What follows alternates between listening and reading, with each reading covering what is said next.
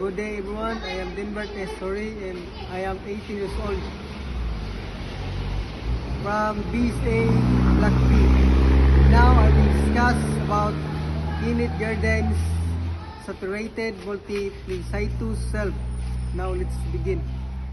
Init Gardens says that today we met many people and see many things, especially on social media.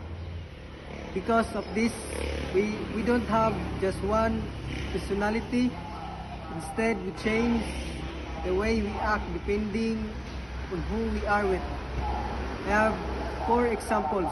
The first one is you act differently with friends. With friends, you are more relaxed and playful. You joke around, laugh, and speak freely because you feel comfortable and accepted. And second is you act differently with family. With family, you may act more responsible, respectful, or careful. You follow rules, help in the house, and behave in a way your parents expect. And number 3 is you act differently at school.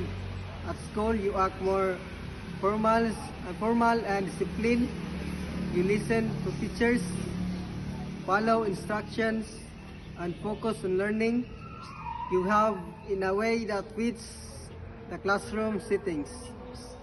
And the last one is you act differently online. Online, you may act more confident, expressive, or creative. You choose what to show, what to post, and sometimes you behave differently because you are not face to face with people. And that's all my topic is all about. Thank you.